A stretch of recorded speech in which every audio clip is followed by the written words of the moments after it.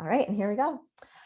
Good morning, good afternoon, or good evening, depending on where you are in the world when you're dropping in to say hello. My name is Jessica Corvo, and I am hosting a mental health extravaganza. What does this mean? It means I've asked pretty much everyone that I know that is either struggling with clinical diagnosis or self-proclaimed diagnosis, and they're sharing their stories for their mental health wellness journey, or they're sharing some of their favorite tools to promote mental health, whether it's reactive or preventative or just restorative. So today I have the great pleasure of having a workshop with my dear friend, Mr. Eames, and we are talking about the dynamic micro learning. I'm not really sure what this is. I just got really excited and I was like, absolutely, let's talk about it. Let's share it with the world. And with that said, we actually met on LinkedIn and we've kind of been following each other's content and both kind of focused on different ways that we can help the human self kind of take things to the next level, even if it's little by little. So I'm really excited about this workshop. So thank you so much for joining us today. How are we? Well, hello to everyone. I'm calling from Ireland. It's a bit like we have this thing in Europe called the Eurovision Song Contest. And this is like the time when you vote, where the host calls out these different people in different countries to get their vote. So I'm representing Ireland in this scenario. So Love it. delighted to be here. I've been watching the program. Mental health is a big issue in both the education space and the personal space and the workspace and social space. So it got my attention. And as we said, it's something that I start tracking. We had a dialogue, Jessica, and here I am, happy to talk about this thing called dynamic micro learning. And that's a new one. Not too many people would have heard it because it's a sort of a phrase I coined. And I'll tell you a little bit about that and how that can help people in the whole context of mental health management.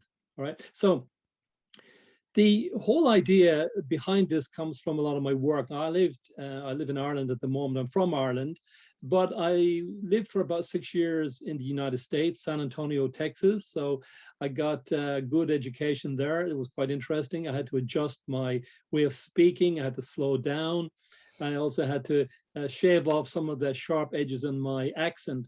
So then I moved to Australia, and that was a little bit an interesting one because I was running some training programs there. And so that's really where I've been based between Ireland and Australia for a couple of decades. So I keep coming over and back to Ireland. I come back to Ireland, people keep saying, why do you keep coming back here? You go to these different locations. The only way I suppose I could describe it is it's a bit like swallows and salmon. You know, they've got this homing instinct, Yeah. and then you come back to where you feel understood. And that's Yeah. probably a bit of a metaphor that I'll probably interject as we talk a little bit more, Absolutely. Jessica. Life is about roots and wings. And so if Ireland is where your roots are, it's good to have that home base, so you can fly around, but then you always have that place to come back to. Yeah, actually, I like that. I hadn't heard that one before.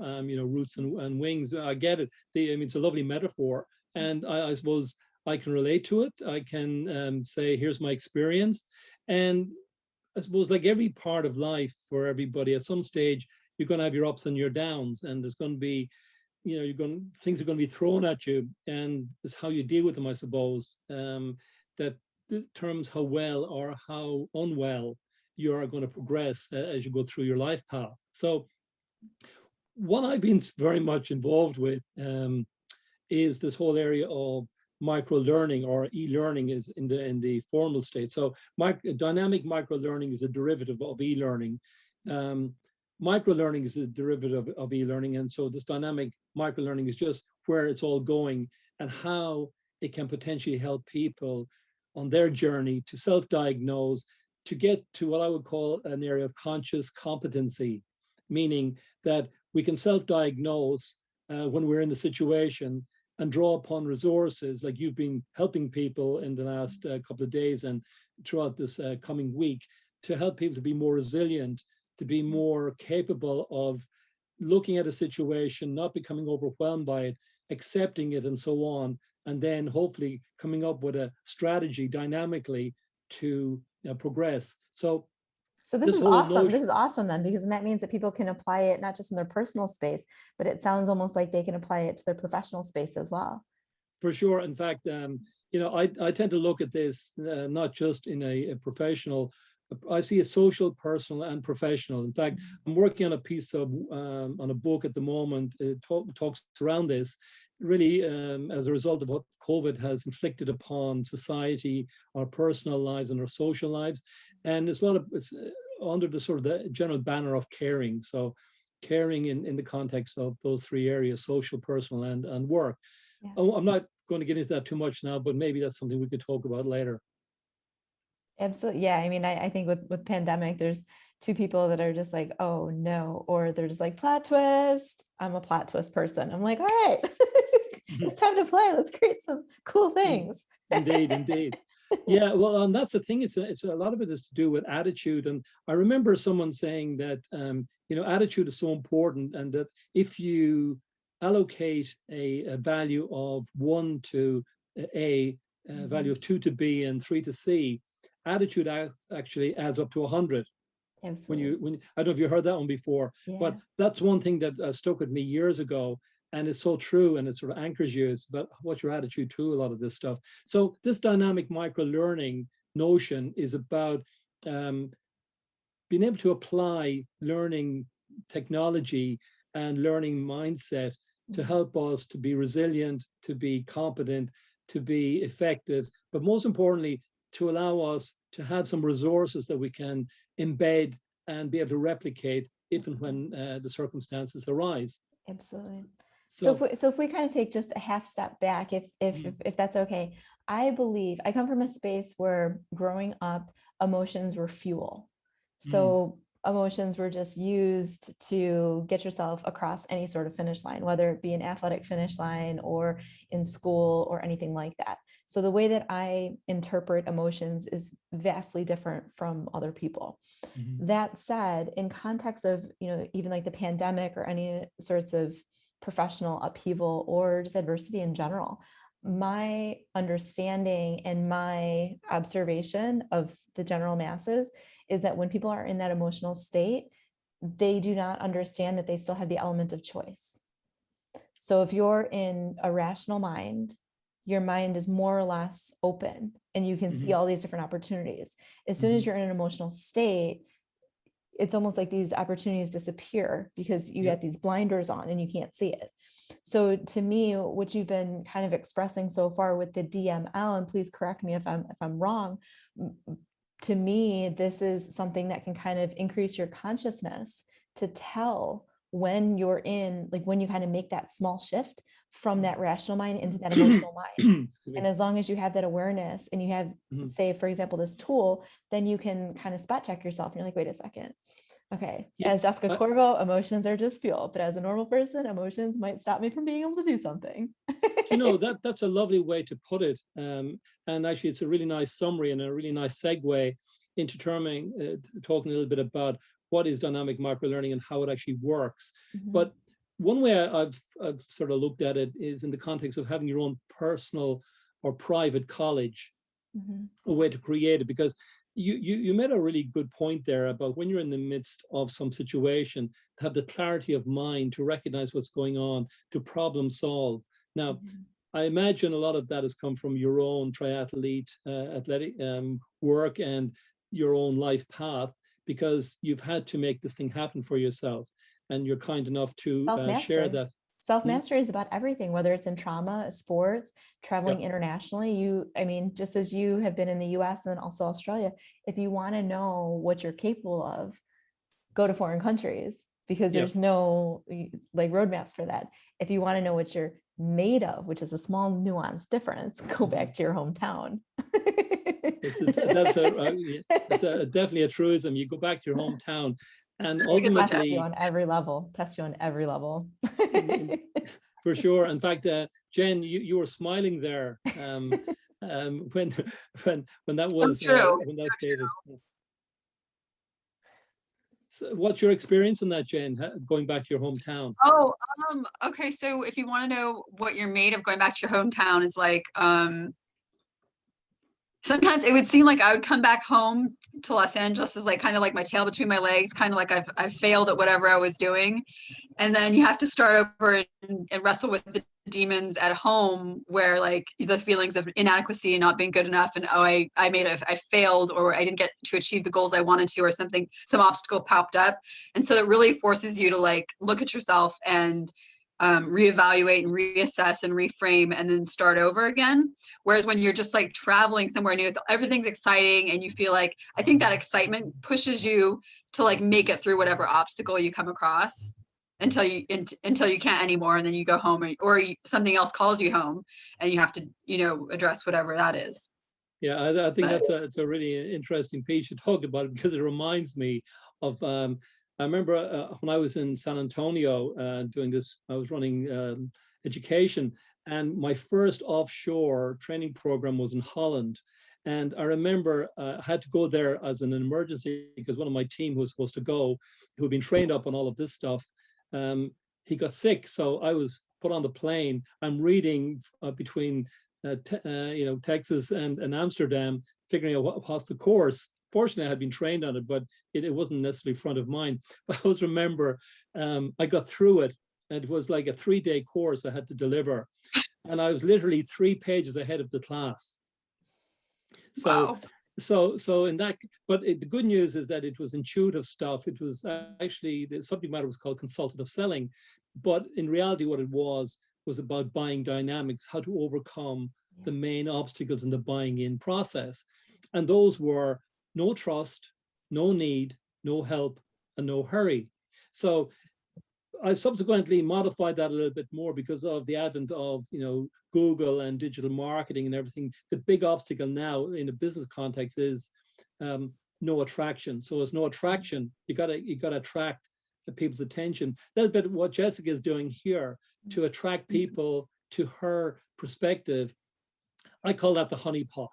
Absolutely. So Jessica's honeypot is like these programs, because until you get people's attention, you can't really build a trust and the need or perceived need that I have for what you, Jen, or what you, Jessica, have to offer. Mm-hmm. And then you've got to figure, then I've got to figure, okay, do I need it? Then how does this really help? Okay, yeah, I need it. I trust them. Yeah, I actually do need it. How do they help? So how do you communicate value? And then the big obstacle, of course, is no hurry, which is how do I step out of my comfort zone or out of my habits and apply some of this good stuff that Jessica and all the different contributors are offering. Mm-hmm. So interesting point you bring up there. And I'll come back to that little sort of thing again, perhaps, but it's so true when you go back to your hometown. I have a little bit of a different scenario because my hometown's a small town, and people where I come from, they don't really want to hear about what I've been doing.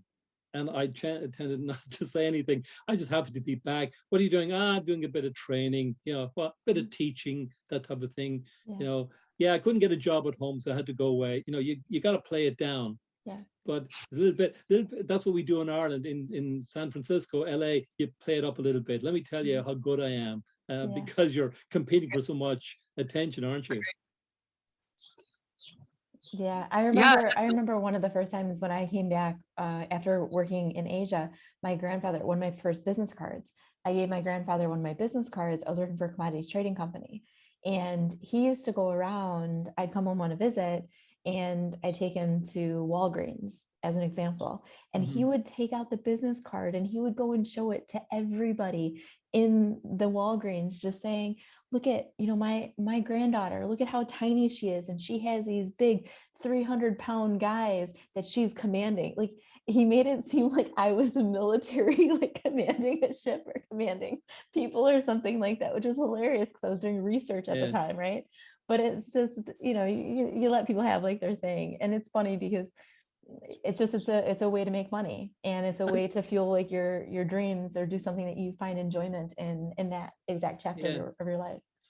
And that's just I didn't want to cut you off there, but I really want to punctuate that point because that ties in very well to this whole notion of dynamic micro learning, because you're the sum of all your experiences. Absolutely. You're the sum of your philosophies, what you've learned, the good news, the bad news in terms of your experiences, and what you're trying to impart. And really, that's what dynamic microlearning is about. It's about trying to capture or herd a lot of this stuff and put it into a context where you can either use it for your own self-use to remind you, or if you've got a business, how can I bring all the good stuff that I have to bear in an efficient and an effective and a fairly slick way, because people's attention span are diminishing all the time. So you've been to Asia, and you've run businesses over there.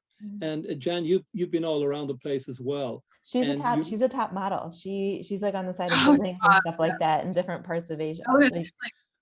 I was a model when I was in my early 20s in Asia, and I that was my job and for a while. And then later I came back to America and did research and school and all that. Yeah. Well, the thing is though, that all of the discipline of a model, the external your ability to externalize what's going on, it's real strength. It is, because as we all know, one of the hardest things to do is to stand up and speak to an audience. But to stand up and present without speaking and conveying a value, because I'm into this whole notion of value proposition. How can you convey a value purely by the way you walk, your deportment, and even just your body language? And because what you're working on there is only about 55% of your communication capability. As we know, 55% body language, 38% tone of voice, and only 7% is words. So got a lot of respect for anybody who can do that. So that's interesting, Jan, particularly in Asia. Like I spent quite a bit of time in Asia because I ran multinationals learning and business partnerships across Asia and the Pacific. So to be able to convey a message in a different culture without the use of words or tone, that's a serious skill in my mind. Thank you. Yeah, it's interesting. I had a conversation with my sister, my half sister, and we were raised together until she was 5 and I was 12. And then we separated and we didn't really see each other for about 15 years maybe. And then we established a relationship after that. But once we become adults. But it's interesting because of my experience in modeling and then also in pageantry. Like, it's kind of a funny way I ended up in pageantry and I won a title and then I did that. But my sister tends to think that sometimes we got in this kind of disagreement a few days ago, and she said, well, I don't live my life, with the externals. And I was like, wow, I didn't know that. It's not how I view myself, but I think it's really important. Sometimes I feel like my sister herself, she overlooks like the value of knowing how others perceive you and how you're portrayed to others, because that's essentially what you said 55% of communication is body language before you even have a chance to speak, and how you present and all that. So yeah, thank you for acknowledging that. It was a fun job, and it allowed me to travel and see things I wouldn't have normally seen. Well, do you know, it's interesting. I don't just say that. I don't flatter to deceive, by the way. So I mean this purely because this is something I've looked at, and in the context of this notion of caring. And caring actually is an acronym. I'm doing a book at the moment on this, and there's got a lot of research in it, and it's something that I'm trying to refine down to what I call the 5%. But the C stands for connecting, which is what you do. A is affirmation, R is respect, and E is empathy. So that's what the care that comes from. Where that came from was my father, who passed away. He was an interesting man. I'm one of 8 kids, 6 boys, 2 girls. All of us stand at least maybe a head taller than my father. We got our height from our mother, but he was a giant among us. And one of his little statements was, he would ask about people and their family if he go here, there, and everywhere. He was very much into sport as a Gaelic football and so on. But he would always say, how are the care? And the care means who you care about. And he would always say, take care when you were leaving. Yeah. And so this whole notion of care was imprinted upon me. And again, I think one of the big issues that we don't cover enough is the affirmation piece, the A, recognizing, and the R, and the respect. So this is something that I'm quite, I suppose, sensitive to, in terms of making sure that I actually do it. If I say it's a good thing, then I should be practicing it. It's interesting because I think a lot of times, I mean, if we loop it back to self-mastery, right? So if we look at the different ways that we connect, so it could be in context of love languages, right? So one of the main love languages is words of affirmation. So it could mean, you know, you're doing a great job. I care about you. I appreciate you. Something like this, right? And just to kind of, you know, this is on how people are able to connect. What you have to be really careful about, at least in my experience, is on how to affirm yourself. So if you can affirm yourself, then everything else is just like, I don't know, maybe the frosting on a sundae or the cherry on the cheesecake, or it's the extra. It's nice, but it's not essential.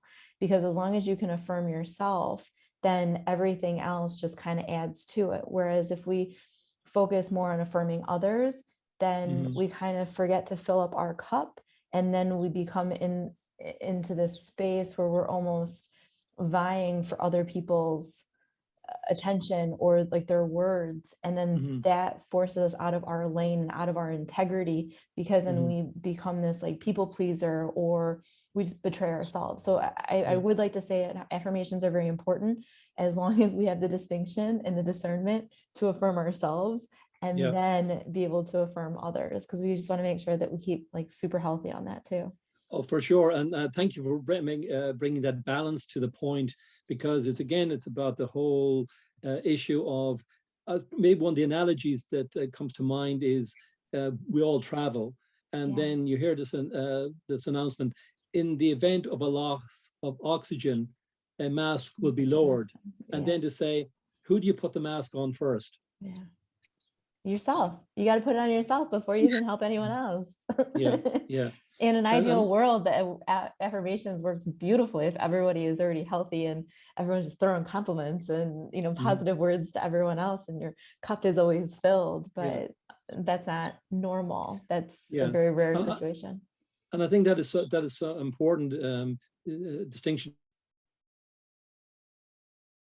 There's this book called The 1 Minute Manager in a business context. One of the key concepts they had was finding people doing stuff good, you know, as opposed to just finding where there's a gap in their competency. So I suppose that's where I come from. It's a little bit not so much about flattering to deceive or just making people feel good, because like, people know if it's real or it isn't. You can use it to disarm people very, very easily too, because it's a good way to connect with people as well. And I find a lot of times too, when you throw a compliment to somebody, you're able to help them increase their consciousness. So like Jen, for example, I think she's an incredible human being. I actually think she's a magical soul. And whenever we talk, it's funny because she extracts different things. She'll compliment me in a way that I didn't think that was important part of me. And hopefully I'm able to return the same thing to her, because I feel that she's incredibly strong. And sometimes she doesn't always maybe think that she is the strongest, but I think she's one of the strongest people in my world. And so when I'm around her, I try to speak to that, because if anything, it's something that in my heart, I hope that she knows that strength. And so I think that's the balance of it too. You know, Jess, it's funny that you mentioned that. I was, you know, sometimes you're just not in the flow, like a day where you know, I think I was eating something yesterday, and I kind of watched it fall out of my hand onto the table, then onto my pant, my pant, and stain my sweatpants after the gym yesterday.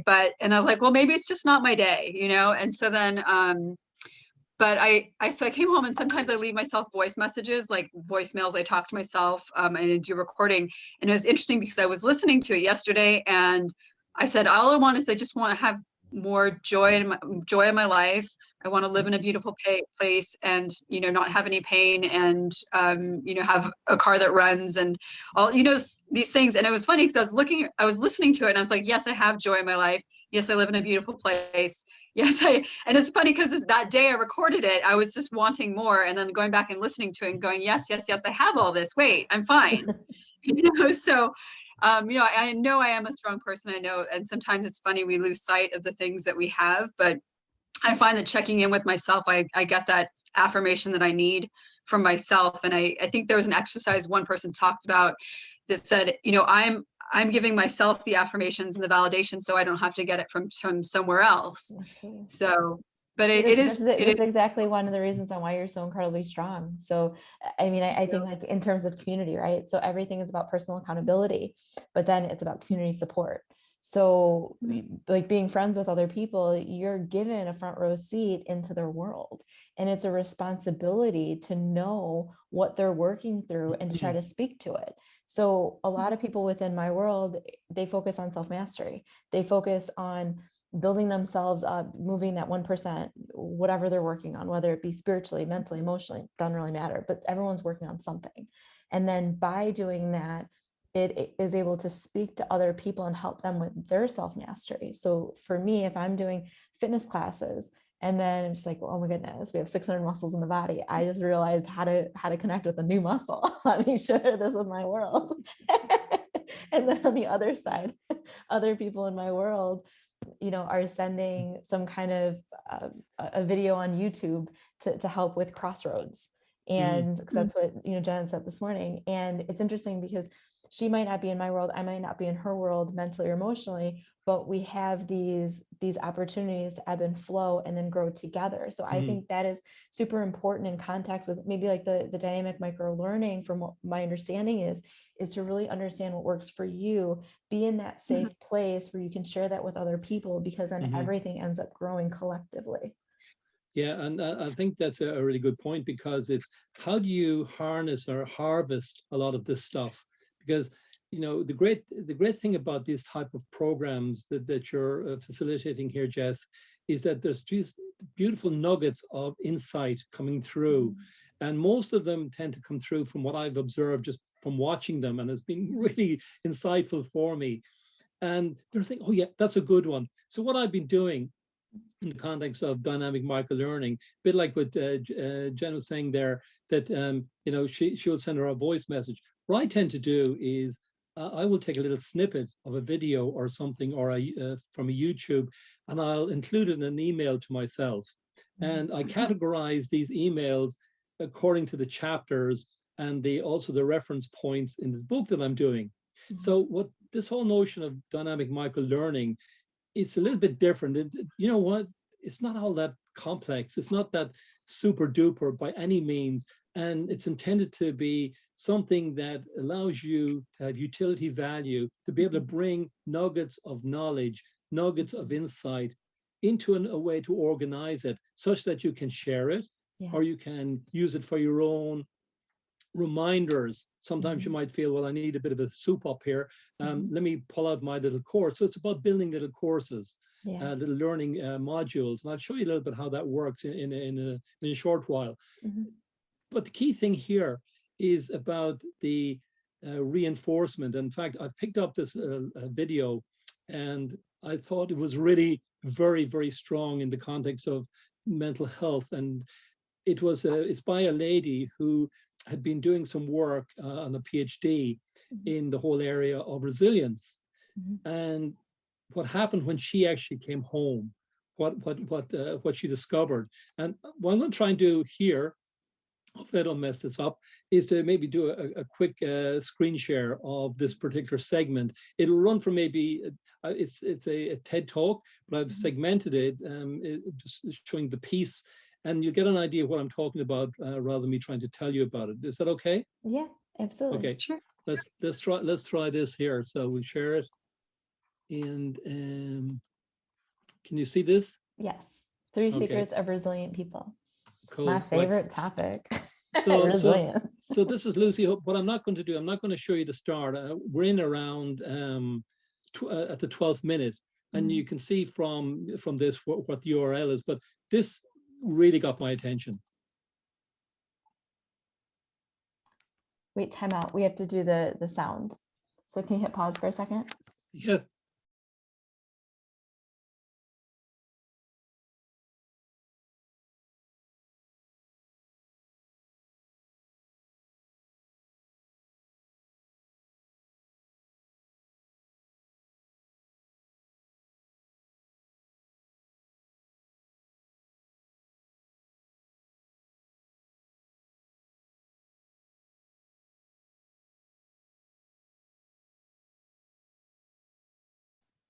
All right, back again. we All right. we just demonstrated resilience in the making. usually what happens at this stage is my wife comes in, she moves my chair aside, stand aside, she would say, let me fix this for you. I call her my technical conscience. Hashtag stronger together. Absolutely. So suffice to say that it was a really nice video. The point I was going to make is that you can then take that video, pull it into this platform, this micro learning platform, and remove parts that are not relevant to your particular area of focus. And then you can turn that into a learning module where you can overlay it with different types of training like gamification, quizzes, feedback sessions, etc. So that's really what this whole notion of dynamic microlearning is about. It's about not just here's a course, watch the course, take the exam. It's about very much a user-oriented type technology. You know, says he who couldn't get this video thing working. But anyway. It's all good. It's all good. So basically what happens is with the dynamic microlearning, you're able to take other people's approaches, and then when you put it into like your system, then you can apply it to make it more applicable to you. So it's kind of like a cut, modify, paste. Yeah, pretty much what it's the platform is called video e-learning. So anything that's out there, for example, this was that TED Talks, a public domain YouTube piece of work. So, or for example, that you're using this particular discussion right now, you can then take this discussion, edit out and making a total mess of the audio side of things, and only include maybe the 5% that he actually contributed that made any value, and include that as a composite part of a video. So you perhaps could use the platform to use a segment of my stuff, Jen's stuff, your own stuff, or somebody else, and bring it all together under the context of, for example, resilience. Or you might use another module that you can build from other resources called caring, or whatever the subject is. You can apply that in a workspace, in a personal development space, whatever context you want. It's about taking resources in the form of video primarily, and then overlaying them with learning techniques. So more like scrapbooking then. So kind of like scrapbooking all the different things to kind of come up with a complete system. Well, that's really interesting because, yeah, it's almost like you do have a scrapbook, and what you're doing is you're just pulling stuff in there, you're taking the video in, pulling it up into the cloud. It's a cloud-based solution. And then just, using the elements that you think are appropriate. For example, you could take this entire video here that you're recording, and then chop it up to maybe just showing the 10 minutes out of the 60 that are really relevant, and include those particular elements. You could chop them down into 2-minute nuggets of information, 5x2, overlay them with questions, overlay them with the ability to reinforce and embed the knowledge. And so what do you do with these videos? That's just like almost like your personal scrapbook. So it helps you kind of like create a path for your own personal learning then? Yes, that's one way of doing it, but you can use it as a business. For example, I can show you something. I'll show you what it looks like if you just bear with me a second. How do you, if you're doing it as a business, how do you honor the original content creators?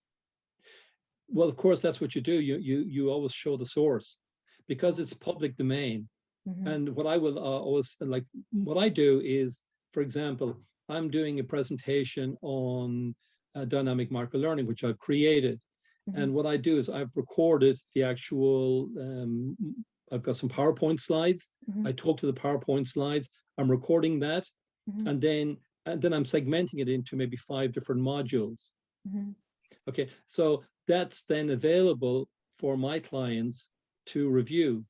There's a lot of my own intellectual property in it, but equally there is some other information. For example, when I talk about dynamic microlearning, I often reference McKinsey & Company because they're an authority. And because McKinsey, and I show when I include them, I show their copyright on it, so everybody knows it's McKinsey, but it's bringing their credibility into the discussion.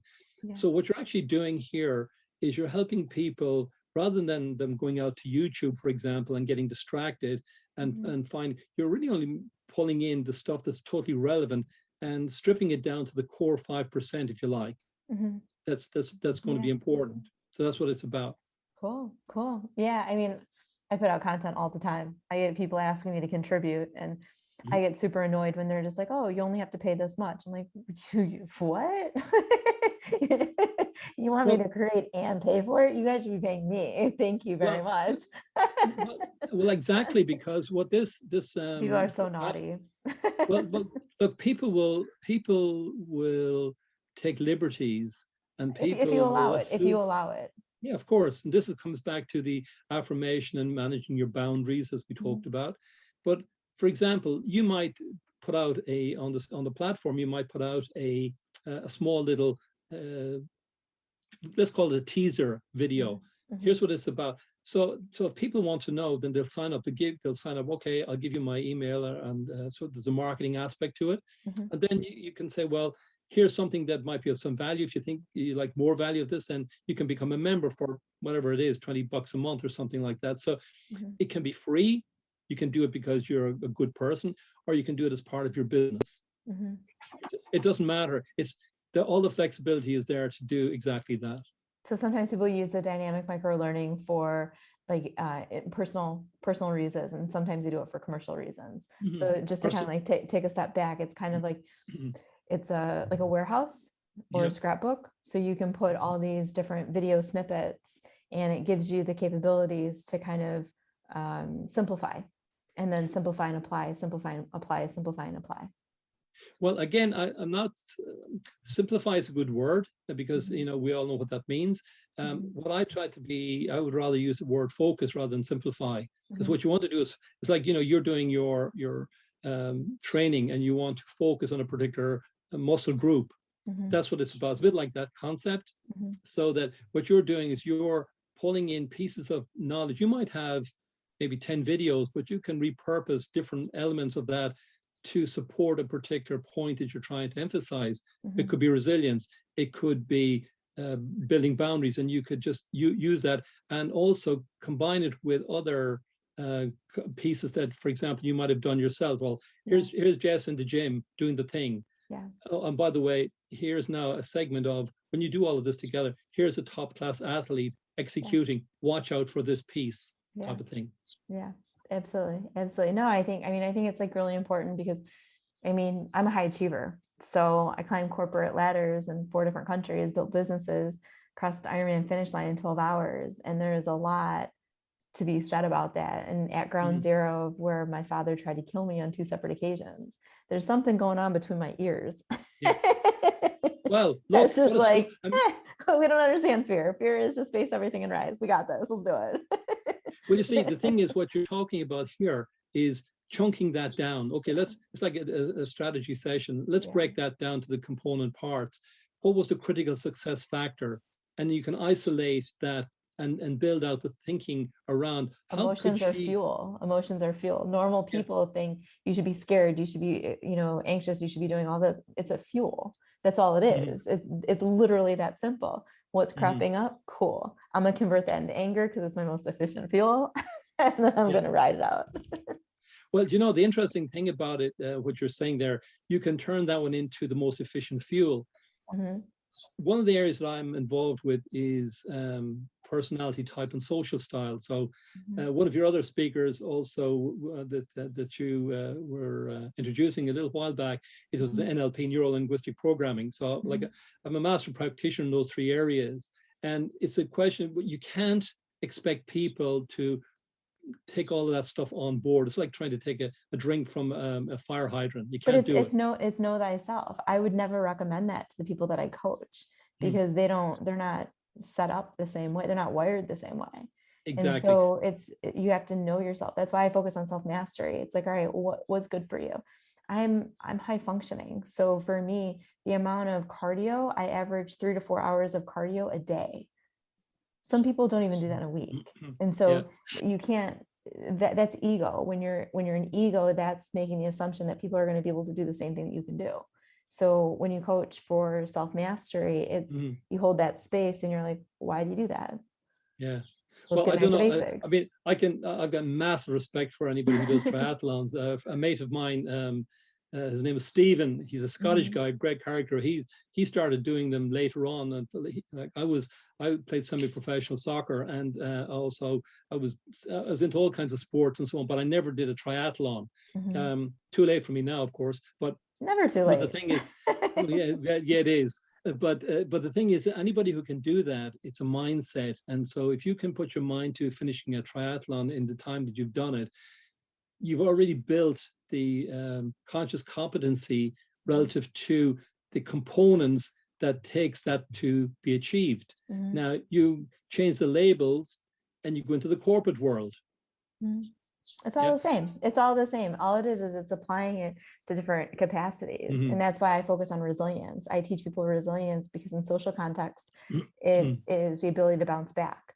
In my context, it is the ability to ebb and flow. There's no need for resilience as soon as you dissolve that ego and you release that attachment of what you think is supposed to happen, and you let things kind of evolve and reveal themselves as it's supposed to rather than what we want. Then you don't have to bounce back from anything. You kind of flow with it, and you're like, all right, cool. Like what Jen was talking about before, when the food slipped, and got her pants dirty or whatever, then to me that would be like a reminder from the universe to kind of slow down, or it could be distracting her from doing something that maybe wasn't going to be good for her. So like when you start looking at things like this, which is very uncommon, society will say, oh man, I'm such a klutz, and you self-criticize. But once you're past that level and you kind of dissolve that ego, and the inner critic is terrible if you allow it. If it's out of control, it's terrible. And then once you kind of dissolve that, then you're kind of like, oh, okay, thank you. My spirit guides or my guardian angels, they have my back, and this happened for a reason. Why did this happen? And then it seems crazy because it's not popularized yet, but we're getting there. Well, look, this might surprise you, but I know exactly what you're talking about. Because of course you do. You're an achiever too. All the achievers know this. It's not even so much about an achiever, because actually I suppose that, the more you know, the more you realize you don't know. But the context that you just described there, in this sort of book thing I'm talking about the 7 Qs for caring. And the Qs are one of course, the usual, the IQ, EQ, the SQ is spiritual intelligence, and some of the others. So I get what you're talking about and how they interact. But here's the interesting piece about all of this. How you leverage your cues is going to be different from other personalities, because, for example, I couldn't do what you can do. Because let me give you an example. I was talking to a friend of mine. He's a very high achiever, finance guy, different personality to me. He was saying, we were having a chat there the other day. He was saying that, and I was really having this tough day. I couldn't really start achieving anything. I couldn't perform to my normal level. He said, you know what I did?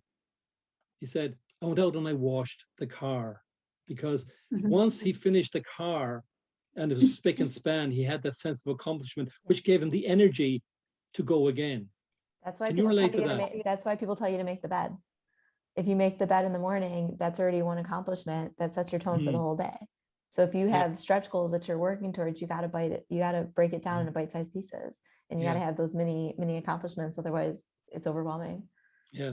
Jen, you look like you're about to say something there. Oh, I was just thinking about the story about how I sent Jess this clip on a woman by the name of Carolyn Miss, MYSS. Yeah. And she was talking Carolyn. How every choice is important.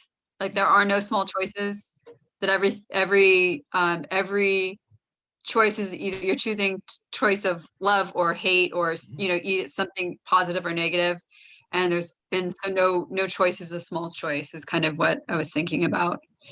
So whether we choose to make the bed or we don't, or or make a big deal of getting your favorite pants stained, it's kind of like you can choose to be upset about things or choose to not let them get to you, and also see the big picture. I think she told a story about past lives. I recently came across the teacher Brian Weiss. He is a he has a medical degree from Yale Medical School, and he came across, he would do hypnosis he's a psychiatrist, and he would use hypnosis. And I guess 20 or 30 years ago, he asked someone in hypnosis to go back to when the trauma started, and she regressed into a past life. So kind of, I've been going down this like tunnel, this rabbit hole of just like ESP and stuff like that, because it's just so interesting to see a scientific trained person talk about these things and the reality of them. And the reality is that these things exist, but we don't know why or how. So yeah, that's what you're describing there is very similar to Ken Wilber. He talks about the whole integral theory, and they bringing a number of these different areas together. And I think, as Jess said earlier, that a lot of this stuff maybe isn't forefront a lot of people's mind, and maybe it's a bit new. I'm fortunate that my much better half, my wife, is the one who is leading the orientation a lot of this stuff. She's my pathfinder, if you like. And some of the stuff that she does and I do, we're very complementary. We're total opposites in everything. I'm Irish, she's Asian. So I'm an expressive, she's an introvert. Or we're if you couldn't find two more opposite people anywhere, we suspect. But you make it work, because what you said there, Jen, which was the key word, it's a choice. You can choose to invoke and impose your ego compulsions, or you can respect the other person, and you can, but you also need to affirm them. And this goes back to some of the points. Why I'm making these little connections is that it's very hard to bring all of this stuff together in one place. We listen to all of this stuff, and I'm fascinated by it. And the good news is we've recorded it. But in order for us to add value to other people's lives, we need some container to be able to bring all of this stuff in and adjust it, maybe refine it and segment it. And that's really what dynamic microlearning is about, is bringing a lot of this perspective in to a space where you can work it a little bit and then turn it into something that's easy and efficient and effective and accessible for others, or maybe yourself, to access. Yeah, I was talking, I hear my echo, but I was talking to actually my therapist about this sort of stuff, and she was just kind of like, well, where are you going with it, and how does it relate to your life? And I think for me, it had value, like ESP and these sort of kind of things that are kind of woo-woo, but they're actually real, and I believe in them.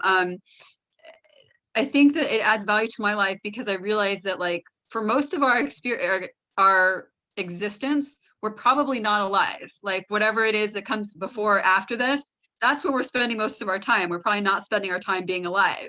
Yeah. So I kind of look at it now like, okay, so I'm alive, so I don't have to take things so too seriously. Like, yes, I do need certain basic, hierarchy of needs and while I'm alive, but like, a car, having no pain, having fully functional limbs, like things like that are really wonderful, like good health. Those are really great. But then also helping my family and people that I care about know that, like I said, how you said, to affirm them and to, because I guess from what I've heard from like near-death experiences, you go through this life review, and then you review your own life through other people's eyes. So I'm thinking, when I do that life review, I don't want it, like, I'd like to be able to be proud of myself and go, okay, like, I went, if I messed something up, then I went back and I fixed it. Well, I think like to follow up on that, Jen, I think it's very important to also realize that, yes, you hit the nail on the head when it comes to people that had near-death experiences, right? Whether it's health. I'm a survivor of gun violence. And so when you're in like those places, you get perspective real quick, like super quick. It's just like, all right, everything is gratitude for the moment, the ability that you're not pushing up flowers yet. And then what am I going to do with this, because you're on borrowed time. And so you almost have this sense of urgency, because whether it's your guardian angels or I don't know, whatever, just your soul decided on this human experience, right? And you have that capability that most people are sleeping. So if you're sleeping and you don't have that experience to kind of shake you up, people aren't, they're existing, they're not living, they're existing. Right. And they go through the motions for everything. And I mean, it's not just, for me, it was violence, but for other people, it could be health. It could be people having cancer and they got their second chance. It could be somebody having an accident and then you know, being able to survive that. It could be, Mhm. you know, just about anything. I mean, we in the US, we're not healthy. So we have like morbid obesity. So when you're dealing with the highest cancer rates, or, you know, even the COVID rates or suicide rates or any of these other Mhm. things, the concept of the near death and being able to get through it. Gary Vee is one of like the biggest people that I know that's always just like the most powerful words: you're gonna die. Yeah. Yeah, Yeah. you got. You put I that in love that. perspective, it's like, just get it done. What are you waiting for? Just do it. Well, I've heard something years ago about one thing that is absolutely certain of is that we're going to die. So the question is, Yeah. are you going to die conveniently or inconveniently? So Make it worth Wow. it. Make it worth it. Yeah, worth yeah, it. well, Go get big. on with it. Yeah, it's going to happen. So get on with it until it shows up. Get on, Right. focus on the living. Yeah. Yeah. Also, I think like, you know, I have mental illness. I've struggled with that for 20, 18, 19, 20 years, like, and so that my resiliency has been there. I've been to the hospital probably between 20 and 30 times. Um, and what I've learned is that, you know, for a while, and I would tell my brother this, that like, you know, if my life doesn't improve by, you know, the time I'm 40, and I'm 40 this year, I'm going to fly my Amsterdam self to Amsterdam, and that's it. Like, I'm going to off myself, you know, because I just couldn't see, like, I didn't see the point of living a life that I didn't want to live. And I didn't have any religious beliefs that were stopping me from Mhm. anything. So I think the cool thing about learning about near-death experiences and ESP is that it seems like, according to people who've had near-death experiences and crossed over and come back, they've said, you know, we all have a reason for being here, that we chose to do this. And it's not like I'm going to go to hell if I committed suicide or if someone does that. But it sounds like the people who actually channel spirits are like, they take responsibility for what they've done Yeah. because they realize they may have hurt people and left them unsettled. And so it's kind of knowing that people have come back and they've said that we have a purpose, that our purpose is to learn in this school of life. Then it gives me a sense of like, okay, I'm here and I'm just going to do, you know, I'm going to like just follow the dots, like connect the dots, Mhm. jump through the hoops and get to the next phase of life. And Got to so work it's through those soul empowered. contracts. We got to work through those soul contracts. Right. Having a soul contract with myself. Like, you know I'm here for a reason. Let me find it. Absolutely. You know, thanks for sharing that, Jen, because see, this Mhm. is one of the things that I've seen in this program. Jessica, I was quite stunned actually at your honesty and your courage to share and be transparent. And that's what makes this program work. And, We're you only know, we're only as sick as the secrets we keep. And mm, so Right. I spent 30 years not talking about my family violence. And finally I said, well, the hell with it. mm, yeah. If this is the only skeleton in my closet, let's get it out in the open Mhm. and let's, you know, work with it. And it was isolating, but then at the same time on that journey, I lost everything. I lost my entire family, but I gained an international family and I gained my peace because I was not Mhm. peaceful. I was like all the time. And now it's just And like, it wasn't your it is fault what it either, is. Jack. Well, and that's like, but that's what you learn as part of the journey. So in terms of like Mm. personal accountability, you're just like, oh, my soul is such a pain in the ass. Sorry, I shouldn't say that out loud. But then it's just like, yo, seriously. And then you kind of move through it. And then you're just like, all right, what am I learning? What am I here for? Mhm. What is my journey? And for me, it's my strength. And it's being able to use that voice, being strong enough to lose everything in Mhm. order to not martyrdom, but just to be able to withstand and have that resilience in order to shed light on a path for other people. And so a lot of people that I am able to connect with, they haven't dealt with violence, but I've helped them find their voice. I've helped Mhm. them create a life. I've helped them go from, you know, white knuckling into flow. And because that's what I do. Again, from Mhm. resilience, it's, you know, bouncing back from adversity into creating a life and switching that mind Mhm. so that you're kind of ebbing and flowing. It's a simple articulation. It's a very complicated process. Mm, yeah. Well, you know, the thing is that you've arrived at a point where you just said what you just said in the last 40 seconds. Mhm. Now, your life experiences were the catalyst for that. There was Yeah. okay, and it's okay. It's very unfortunate that you've had those bad experiences, but you're not a victim of them.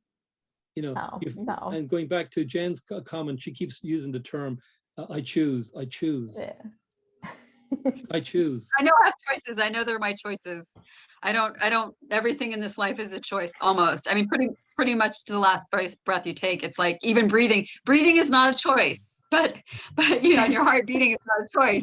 But I suppose, at some level you could, there's where there's a will, there's a way. But yeah, everything I know is a choice. And I'm grateful for all the choices that we have as, as Westerners, because both I think Jess and I are both half Asian. So I think about if I had been born and raised in Thailand, like my opportunities would be I'm like there would be people who would kill to be in my shoes right now. I'd be able to like apply to nursing school and go to have the great opportunities that I have and that we have as Westerners and like free people basically.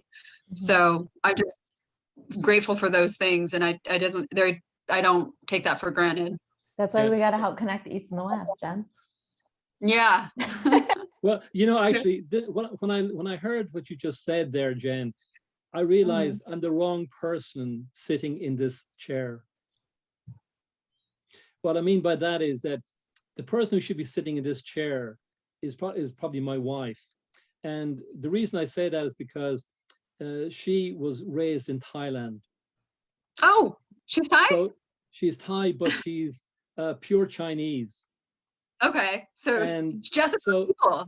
She was one of the first to talk about a high achiever, and that's why I call her my much better half. By the way, for a number of reasons, not just because of that, because she's just the best person I've ever met in my entire life. But she was the first person from her high school to go to college. She did a Bachelor of Science, and she flipped over and she wanted to go to the States, so she became an air hostess with Cathay Pacific to get the money to go to Dallas. Then she flipped over because she had this boyfriend who wouldn't do his study, so he was doing IT, so she did her stuff and his stuff to get him through college. And she subsequently has become she's a business analyst, and she's so in demand. For example, she's a Salesforce guru, black belt. And so, but she's the most unaffected person I've ever met, and extremely resonant with spirituality. So you can see why I would call her my much better half. So, but here's the thing, coming from that background, and the you both having the Asian part of your makeup. I'm Irish.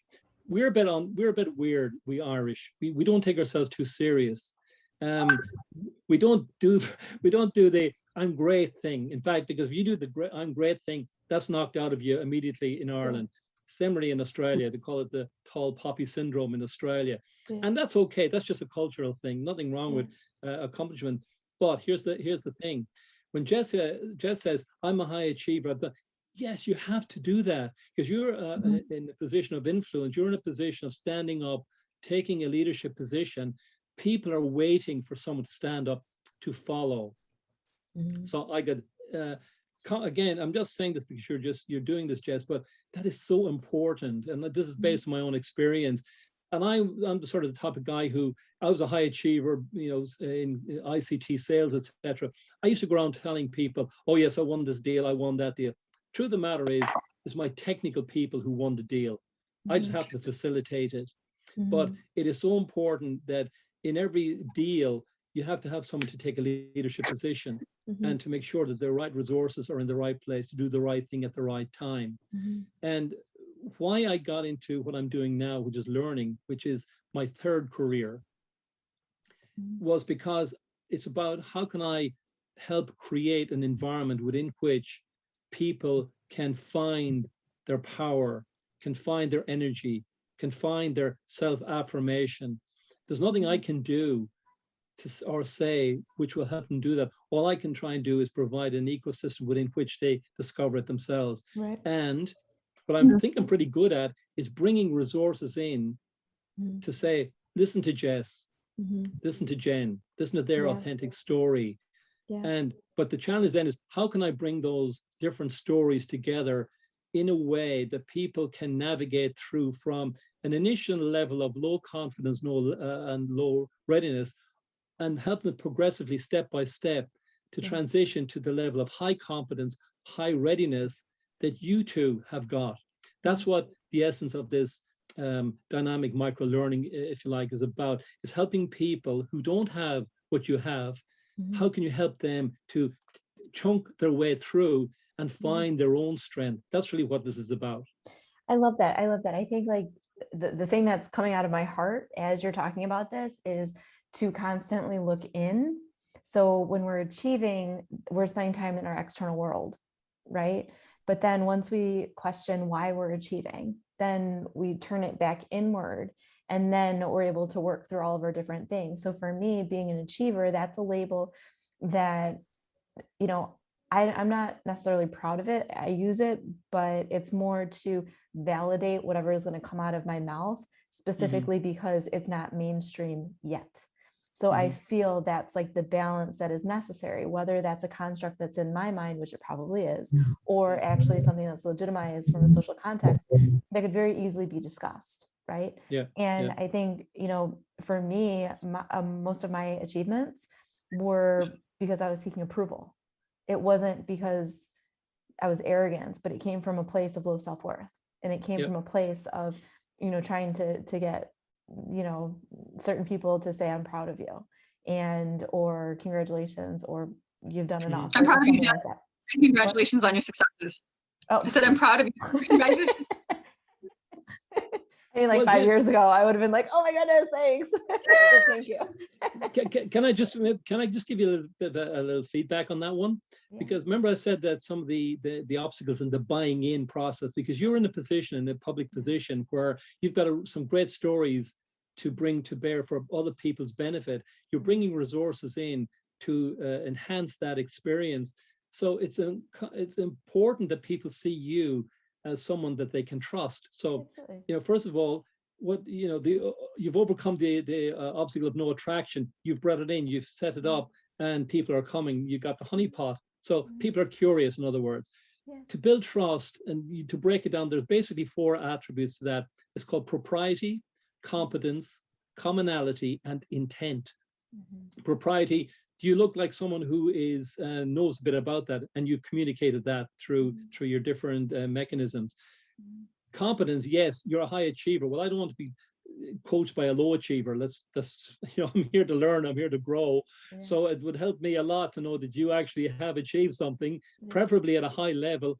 And especially if you can combine that just in both a sporting and a life skills, and also in the professional. Wow, you got my attention. So the competence piece, commonality. Can I relate to you? What's our common ground? Jane has said, you're a good person.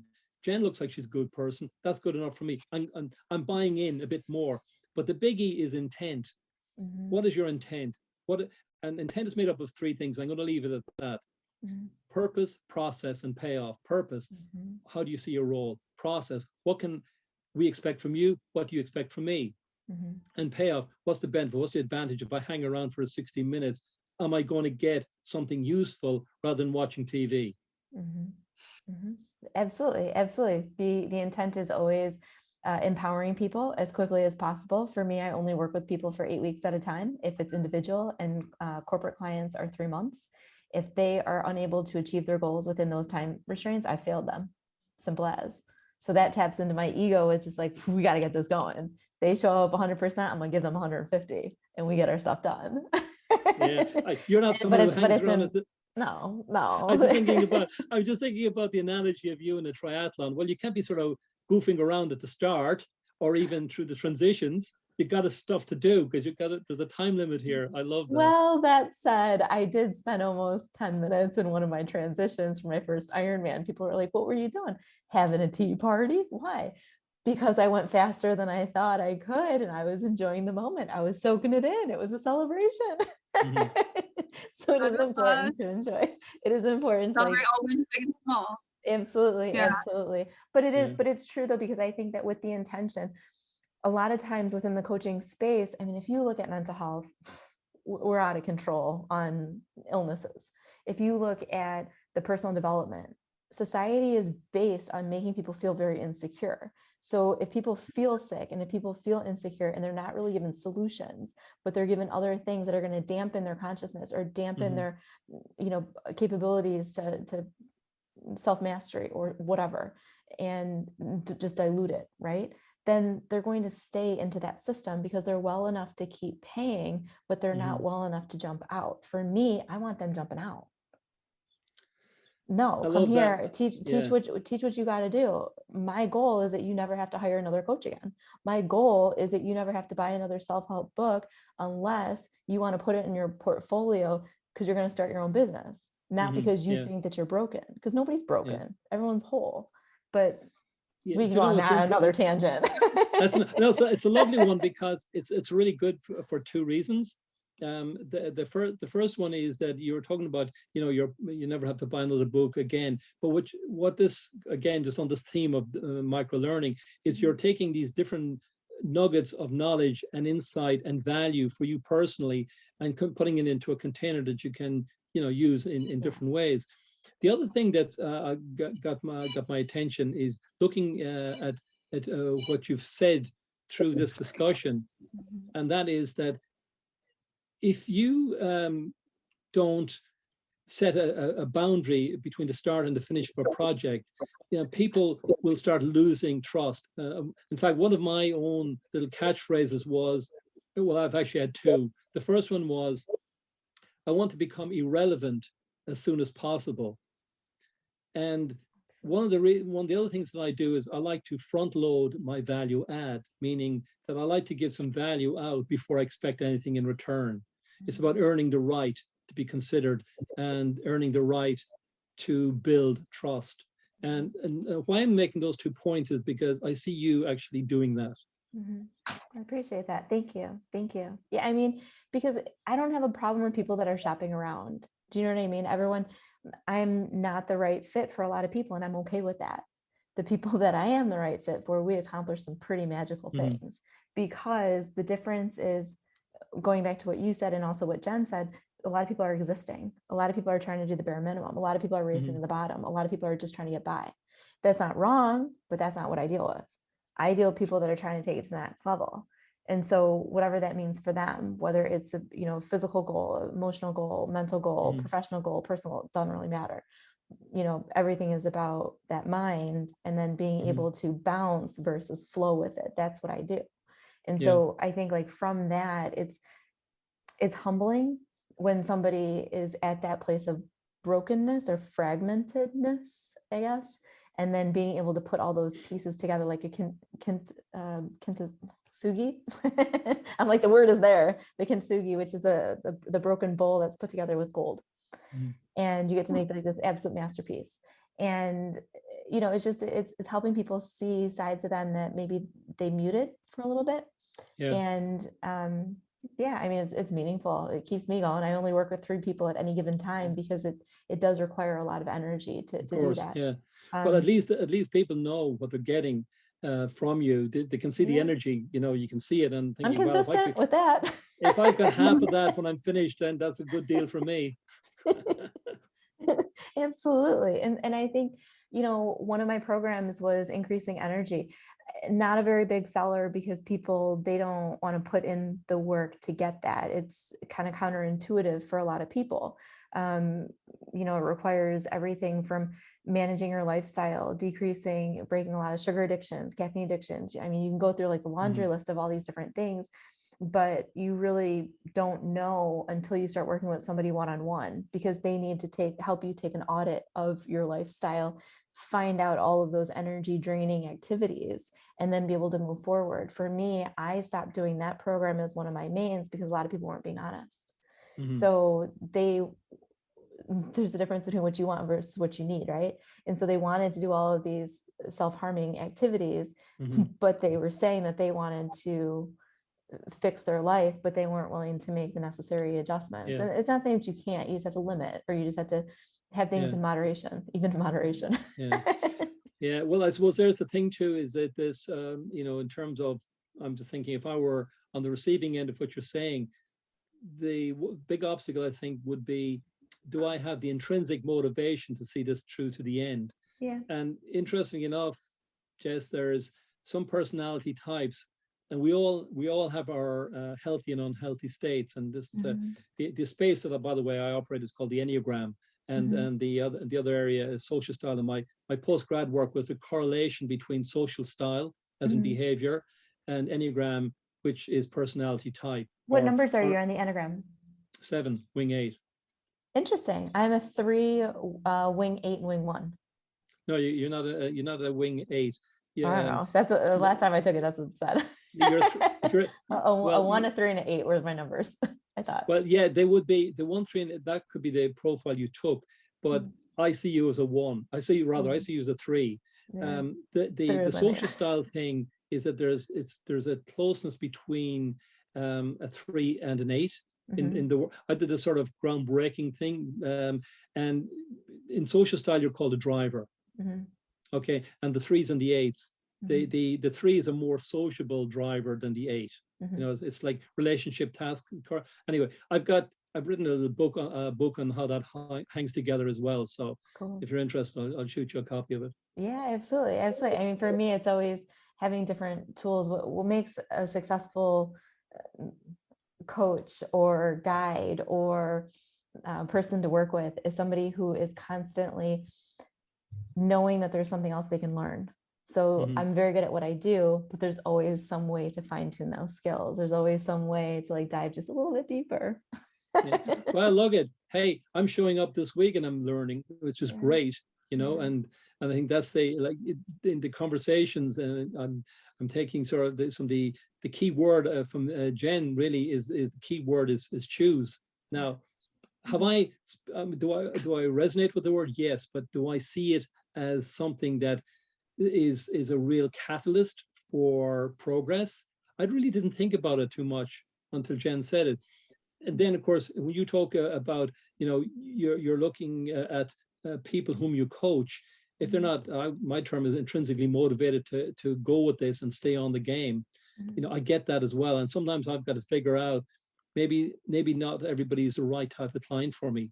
And I'll admit, I've had some clients who weren't a good fit. And if they're not a good fit, actually, you don't get the best outcome. Well, I mean, yeah, because it's an 8-week commitment. You're spending every day with them for 8 weeks. If you're not going to enjoy it, why would you do it? That's the whole purpose of having your own business, so you can enjoy what you're doing in order to amplify it and help other people. Yeah, for sure. Good word, amplify. Look, I'm conscious of the time here, and I don't like I always do quite a bit of preparation, but look, if it's of any value, I can take people who's interested through this sort of platform, this dynamic micro-learning platform. If they're interested, it's just a curiosity for some people, or they might actually think, yeah, that could be useful for me. It's not going to cost them anything, so it's an option for you to consider. Absolutely. So to kind of like bring everything all together. So the dynamic micro learning is kind of like a scrapbook, if you will, where you can take all these different videos and you can kind of boil it down or focus for your own specific path. It can be used for individual or it can be used for commercial purposes.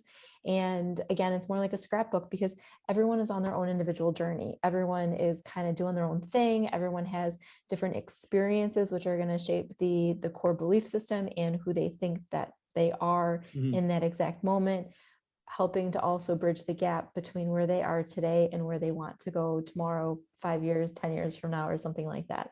So to me, my understanding is this dynamic micro learning is a way that people can have those bite-sized nuggets to help them stay on path so that they can continue on their journey. And if they want to work with you directly, we're going to have all the links. They can pick up the phone, ring you up over in Ireland, or ask you for a cup of tea over in Texas or maybe Australia once the boundaries open. Virtual cups of tea. Yes. Yeah, virtual cups of tea. And then people can work with you on a one-on-one basis or even from a corporate basis, or how do the clients that you work with? It works both ways, you know. Cool. Thank you for that. But fundamentally, the purpose of this whole exercise was to try and add value relative to people's, you know, mental health journey through this extravaganza. It has been a pleasure to be part of this. And also, Jen, I'd like to say that you've really added some value and also some really good synergy to this whole discussion. So thank you for participating as well. And thank you. Go ahead.